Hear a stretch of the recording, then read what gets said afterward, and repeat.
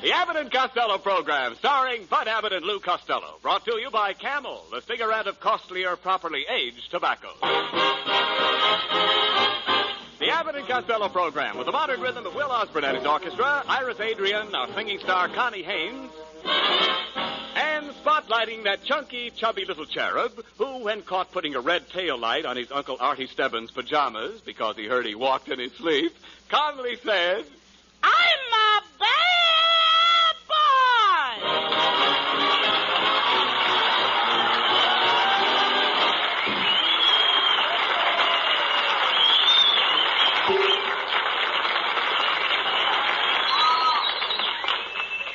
Oh, I'm a fireman, brave and bold.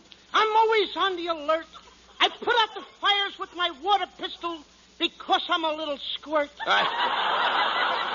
Costello, do you realize that we are working in a firehouse? What's the idea of walking in here late for work? Oh, well, Abbott, I couldn't help it. You remember the fire went to last night, and you told me to take pictures of the burning building with my candid camera? Yes, what about it? Well, when the fire truck went around the corner, I fell over backwards, and I swallowed the candid camera.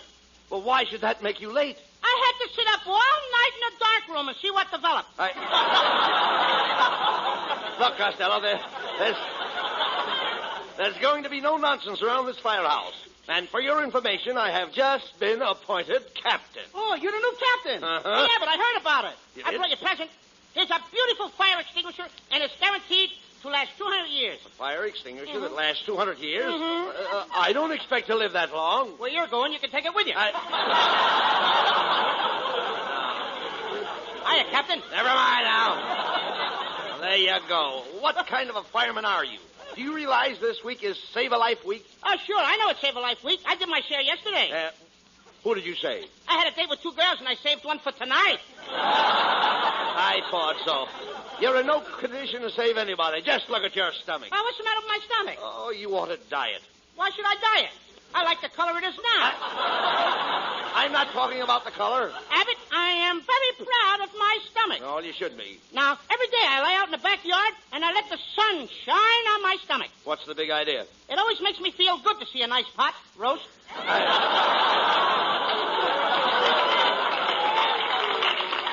You ought to be ashamed of yourself. Just look at the size of you. Oh, what are you talking about? I only weigh 98 pounds. 98 pounds? Mm-hmm. Why, you dummy, you're 60 inches around the waist. Yeah, but I'm hollow. Costello, I've had enough of this. If you're going to be a fireman, you're going to get busy and exercise right now. Oh, Abbott. Ma'am, come Please, on. Abbott. No more exercise. Yes. I'm weak now. I don't care. Look at me, Abbott. I know. I'm so weak I can't even stand up straight. Why are you leaning to one side? I parted my hair off center and it throws me off balance. Talk sense, will you please? Did you do as I told you? Did you get out and play handball this morning? Oh, No. My hands were all blistered. Did you take your 10-mile hike? No. No. My feet were all blistered. Did you go horseback riding? Nope. I couldn't find a saddle. Look, will you quit your stalling, please? Now, you're going to do your exercises, nevertheless. Now, get in there and take your clothes off and get dressed for gym. Get dressed for Jim? Jim who? Gymnasium. Why should I get dressed for him? I don't even know the guy. No, you dummy. I want you to go in and in the back room and work out. You want me to go in the back room and work out? Certainly. How am I going to work out if I'm in? What are you talking about? You can either stay out and work out, or you can stay in and work out. Make up your mind. Am I in or out? It doesn't make any difference. Some people don't like to work inside because they get all in. So they go out and work out outside. Yeah. So they won't get all in from working out inside. Now, the guy has got me inside out. Oh, we forget about this exercise. I guess the only way I can build you up is with vitamins. Vitamins? Yes. For instance, B1. B1 what? Just B1. Just B1? Yes. Are you one? No. What's the matter with you?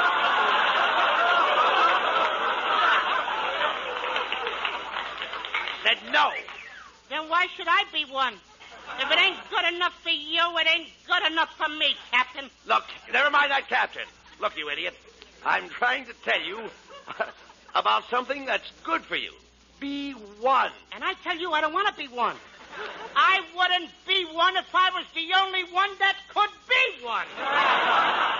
Look, I don't want you to be one. No? No. When I say be one, I don't mean be one. I mean be one. Oh, when you say B1, you don't mean B1, you mean B1. That's right. Let me smell your breath. Look, Costello, do you know anything about vitamins and calories? Oh, vitamins and calories. Sure, I know both of those guys. Paul Vitamin and Cab Calories. No. I'm talking...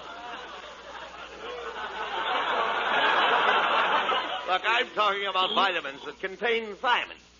Contain what? You know thiamine. Thiamine? Yeah. Oh, I know thiamine well. You do?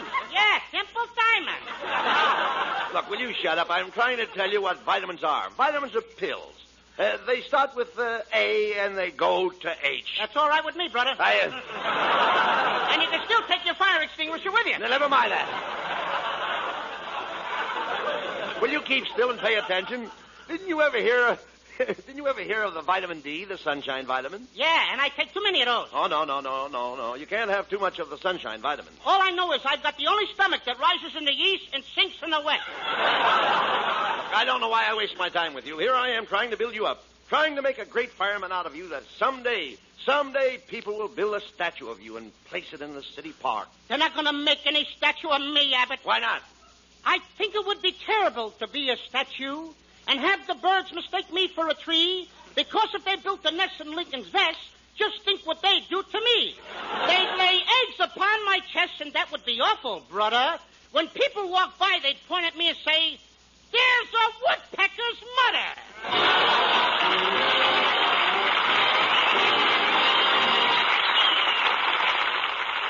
Thank you, Bud and Lou. And now, friends, let's go back about 25 centuries to a man named Aesop. Experience is the best teacher. Yes, experience is the best teacher. When cigarettes were very scarce not many months ago, most smokers took what they could get. One day, one brand, another day, some other brand. What did that experience teach? Well, let's ring in Aesop again. Actions speak louder than words. Yes, actions speak louder than words. And the actions of today's smokers speak louder than any words about any cigarette. Here are the facts. After more experience with different brands than ever before, more smokers are asking for Camels than ever before. Yes, factory orders show that the preference for Camels today is the greatest in all Camel history. Camels are the choice.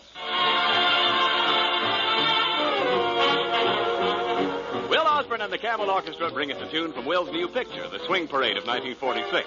Oh, brother.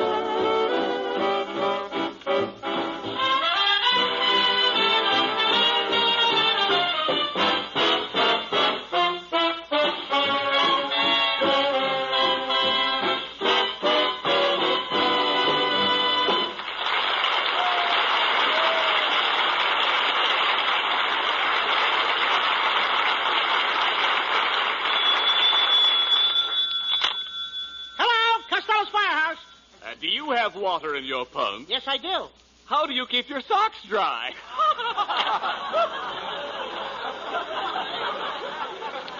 That's a very funny joke, and I think I'll pull it on Abbott. Hey, Abbott, do you have water in your pumps? No, but I've got oil in my crankcase. Now, what am I going to do with these wet socks?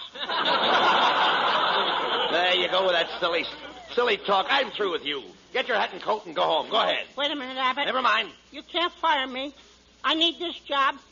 Every week I send my pay envelope home to my dear old mother. Oh, well, now that's different. I didn't know that. Mm-hmm. Oh, I didn't know that you sent your pay envelope home to your mother every week. Well, that's fine. At the end of the year, she has 52 envelopes, and I got all the money. That does it. That does it. Get out. You and I are all washed up. Go ahead. Abbott, no. Get out. Please watch out where you're walking. Don't step on me. Oh, please don't step on me. Do you hear? Don't step on me or you will squash me. Who are you? Oh, just a little firebug. Costello, there's a young lady in the car outside. Let's see what she wants. Hello, boys. Oh, it's the famous actress, Bessie May Mucho. Gee, that's a lovely sunsuit you're wearing, Miss Mucho. Oh, do you like it? Oh, yeah. I made it out of a bandana. A bandana? Oh, Abbott, you know what a bandana is. That's what a farmer wears hanging out of his paunch pocket. All the movie girls are wearing these handkerchief shorts. They're wonderful for sports and playing games. Oh, I like to play games. Last night I played a game called Puss in the Crooner. You mean Puss in the Corner? No, Puss in the Crooner. I got up and sang like a crooner, and somebody hit me in the puss. Look, I just stopped by to ask you if this was the right road to Hollywood. Yes, this is the right road for Hollywood. I have to hurry. I'm playing on the baseball team. I'm the catcher. Catcher? Yes, I think the most important one of the team is the catcher. Don't you? No, I'd say it was either the pitcher or the shortstop.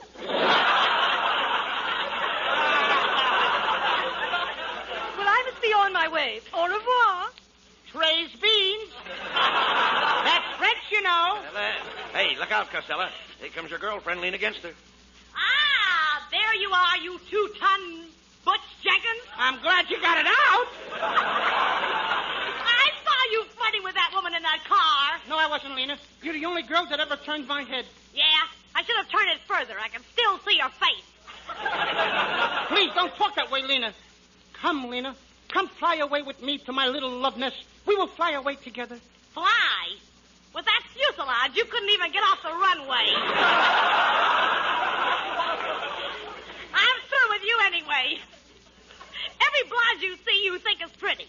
I don't think every blonde I see is pretty. No, I don't, Lena. I don't think every blonde is pretty. Now, name one. Nelsonetti.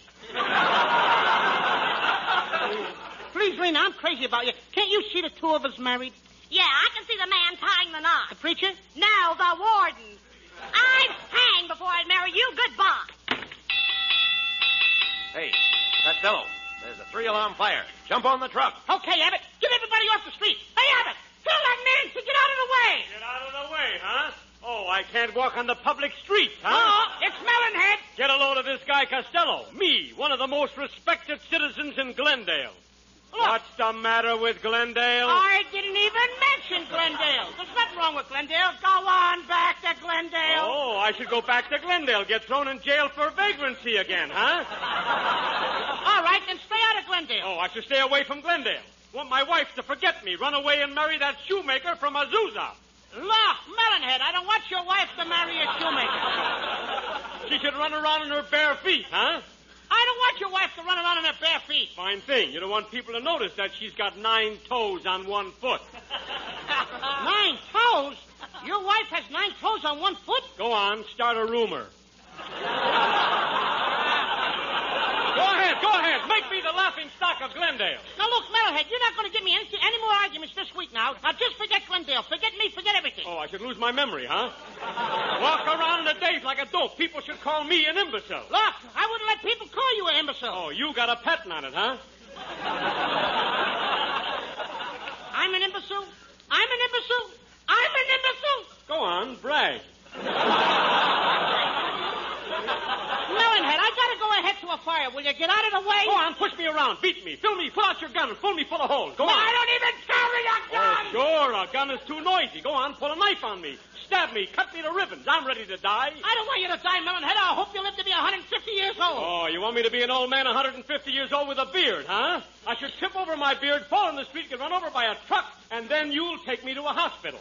Look, I don't want to take you to a hospital. Oh, you You want me to lay there in the gutter and bleed to death, huh? Melonhead, I want you to be healthy so you can go to work. Fine thing. An old man, 150 years old, wants me to go to work. All right, don't go to work. Oh, I shouldn't work. I should starve to death, huh? Will you wait a minute, please? Nobody wants you to starve to death. Eat steak. Big, juicy steak. How do you like that? I'm 150 years old, not a tooth in my head. He wants me to eat steak. Melonhead, if it will make you happy, I'll carry you around in my arms. Now he's trying to make an invalid out of me. You got me so mad now, Melonhead. I'm going to fight you. Yeah, I'll fight you. Yeah? Yeah, and I'll fight you. Yeah. And I'll fight you. Oh, yeah. Oh, we did that, didn't we? Now, look, Melonhead, there's only one reason why I don't poke you right in the nose. And that's because I'm bigger than you. Yeah, well, it so happens that I'm bigger than you. Well, that's a better reason.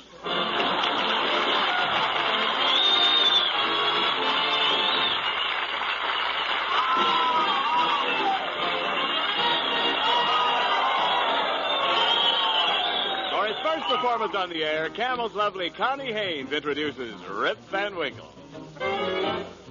7,300 days is a long, long time to sleep. But Rip Van Winkle slept for 20 long years. Then he woke one day. Rip's red hair had turned to gray. Rip Van Winkle hurried back into town, and to his dismay, Rip's hometown had stopped to play. He found to his surprise a thing called swing was king, and he liked it. It opened up his eyes, and Rip got hip. Rip Van Winkle's wrinkles faded away, and he shed his beard. Rip the rage since he reappeared. So if you wanna swing and jive at the age of 95, start counting sheep and sleep like Rip Van Winkle.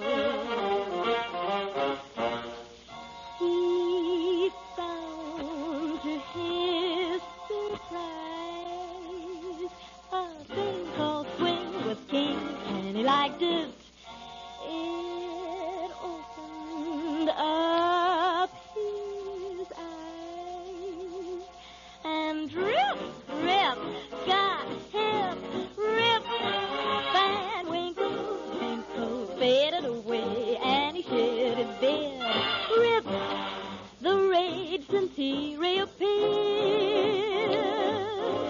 So if you wanna swing and jive at the age of 95, don't be a drip.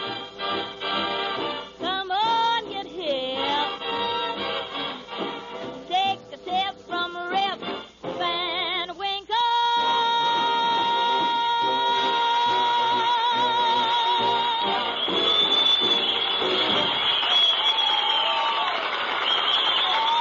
Thank you, Connie. Thank you. You know, your voice is as soothing and tasteful as the smoke of a Camel cigarette, and just as difficult to describe. You can't describe music, Ken. You have to experience it. Exactly. And you can't describe the smoke of Camels either. Each smoker must experience it for himself. Only his own T-zone to tell him how soothing and tasteful a Camel can be. The T-zone. T for taste, T for throat. The zone where smokers test the smoke of any cigarette. Yes, the T-zone. How the smoke on your tongue tastes, how the smoke in your throat feels, only your T-zone can tell. And millions of smokers, forced by the cigarette shortage to try many brands of cigarettes, quickly discovered that only Camels truly suited their T-zones to a T. That's why today, after more experience with different cigarettes than ever before, more smokers prefer Camels than ever before. Yes, for the most pleasant taste on smokers' tongues, for the most soothing smoke in smokers' throats, it's C-A-M-E-L-S. Camels are the choice. Hey, Costello.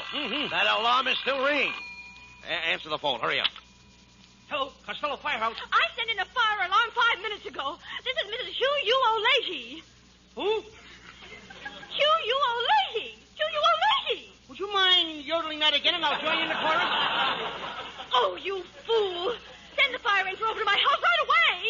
you call us yesterday? We were in your neighborhood. Oh, you dummy. My house wasn't on fire yesterday. I know, but why wait until the last minute? Of all the fools, would you please get over here? I think we have a terrible fire. How high are the flames?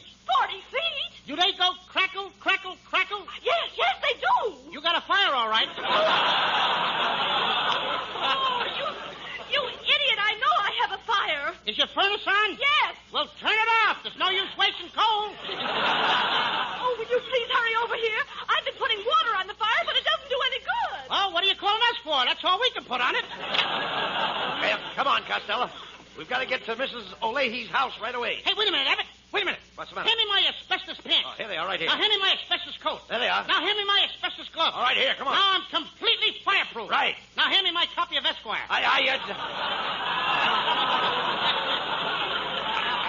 You dummy, this is no time to improve your mind. Okay. Mrs. O'Leahy's house is on fire, understand? Yep. Fire. Hello? Who? The fire is way out here in Hollywood. Go back to bed. You'll never make it. Who was that? LaGuardia. LaGuardia.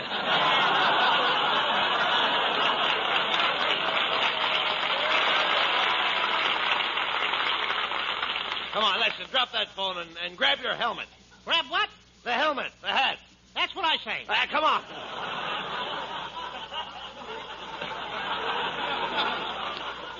Do you realize that Mrs. O'Leahy's house is on fire? Quick, jump on the fire truck. Let's go. Okay, Abbott. Get everybody off the street. They tell me, hey, Abbott, get that man out of the way. Get out of the way, huh? Oh, I can't walk on the public streets. Me, one of the most respected citizens in Glendale. What's the matter with Glendale? I didn't even mention Glendale. Wait a minute. Didn't we just do this routine a little while ago? Oh, that's right. Excuse me. Get out of here! Come on, let's go, will you? Come on, Costello. Costello. What? What are you stopping here for? This isn't Miss O'Leahy's house. I know. This is Lana Turner's house. But Lana Turner doesn't have any fire. Don't mind him, folks. She's getting a Tinker toy for Christmas. You get that truck going. All right. We turn to this next corner. And watch out for those people in the crosswalk. Okay, I'll stick on my hand. I think I'll have to get my fingernails cut. Hey, Costello, look at the flames. We haven't got a minute to lose. Come on, get that ladder over there. Huh? Get that ladder over there. Okay, I'll open the ladder and read it. See what it says. Not ladder. Oh, ladder. What did you climb up on when you were a little boy? My mother's knee. No. A climb upon. Yeah, all right, never mind. I don't want that. Listen, I want that big long wooden ladder. Help me lift it up here. Go ahead. You get a hold of the rung. The what? The ladder rung. I didn't hear it ring. You talk, then. Go ahead, Costello. Climb up that ladder. Not me, brother. Look at those flames. Now, if that was Betty Grable in there, you wouldn't let her burn up. If Betty Grable wasn't there, I'd burn up. Never mind. I'll go up first. You follow me. Okay. All right. The smoke up here is killing me. I can hardly breathe. My nose is shut up. Your nose is what? Shut up! Why should I shut up? I only asked you a civil question. You dummy, I can hardly breathe. If I swallow any more smoke, how will I smell? I know the answer to that one, too. Cut it out. Here, I'll help you up the ladder. I'll grab you by the coat. Uh-oh, Abbott, you ripped my coat. What a picture I am. Never mind. I'll grab you by the shirt. There goes my shirt. What a picture. Well, there's only one thing left. Picture censored. All right, Costello, swing over here towards me. I'll grab you by the bay window. You better not. I'm ticklish. Okay, there you are. There you are now to find Mrs. O'Leahy. Oh, you fools, you finally got here. Do you realize that one of my roomers, Kenneth Niles, is trapped in that flaming bedroom? Hey, Abbott, did you hear that? Come on, we got to get Niles out of there before he scorches this commercial. Quick, Costello. Got to get Ken out of that room. Give me the axe. Oh, Costello, you idiot! You don't have to pop that door down. It's unlocked. I like to do it the hard way. Hey, here comes Niles, staggering out the door. Water. I must have water. Here, Niles, take a big drink. Oh, I don't want to drink it. My hair's dry, and I can't do a thing with it. Oh, would you idiots please do something? Look at that fire. It's burning my settee cover. settee cover. Too bad you haven't got a pair of my asbestos. Never mind that. Hey. Look, the flames are getting higher. We've got to get out of here. Come on. Come on, Mrs. O'Leary. I'll carry you out to safety. Mrs. O'Leary, quit running around the table. This is no time to play hard to get. Quick, Costello. Quick, Costello. She ran into that burning room. After her. Nothing doing. You go after her. Don't talk like a coward. Where's your manhood? My what? Call on your manhood. Okay. Manhood! Oh, manhood! No answer. Wait a minute. Here she comes again, Costello. Grab her. I got her. Now, get a chair for Mrs. O'Leary. Huh? She looks as she's going to faint. Look at her. She's going to faint. Watch out. Okay, I'll get a chair for her. Let her sit down. Here, Mrs. O'Leary, recline your carcass on this bit of drunken fight. Oh, sit down. Costello, I'll get you for this. What's the matter? What did I do? Costello, never put your fire helmet on a chair. Apologize to Mrs. O'Leary. She should apologize to me. What for? She bit my eagle. All right.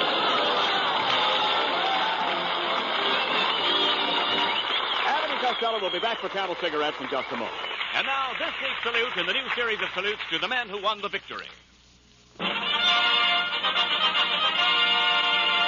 Tonight, we salute the Fighting 69th Division, 1st Division to link up with the Russians in Germany. In your honor, men of the Fighting 69th Division, the makers of Camels are sending to your fellow servicemen overseas 500,000 Camel cigarettes. Each of the two Camel radio shows thus honors the different units of the Army, Navy, Marines, and Coast Guard, a total of 1 million Camels sent free each week. Camel broadcasts go out to the United States twice a week, are rebroadcast to practically every area in the world where our men are stationed, and in cooperation with the Good Neighbor policy, also to Central and South America.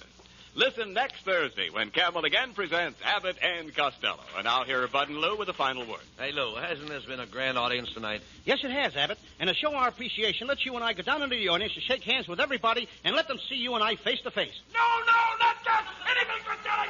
Wait a minute, mister.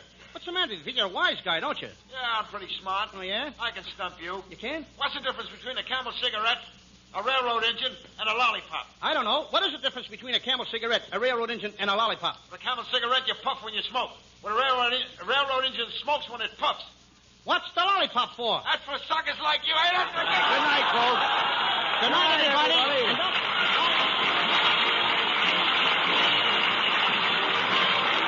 Be sure to tune in next week for another great Abbott and Costello show brought to you by Camel Cigarettes. And remember, try Camels in your T-zone. See if you don't suit your taste, your throat to a T.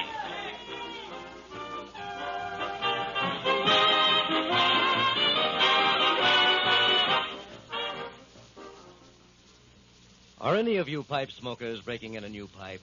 Well, part of the secret is to smoke a slow-burning, bite-free, crimp-cut tobacco that quickly forms a good cake in the bowl. And that means Prince Albert. It burns slow and cool. Bite and sting are removed by Prince Albert's famous no-bite treatment. Yes, in brand new pipes and old pipes, Prince Albert ranks first with pipe smokers the world over. Try it. Learn why. And be sure on Saturday night to tune in the great Prince Albert radio show, Grand Ole Opry, coast to coast on NBC. The Abbott and Costello Show for Camel Cigarettes will be back at this very same time next week. Don't miss it. This is Ken Niles in Hollywood wishing you all a pleasant good night. This is the National Broadcasting Company.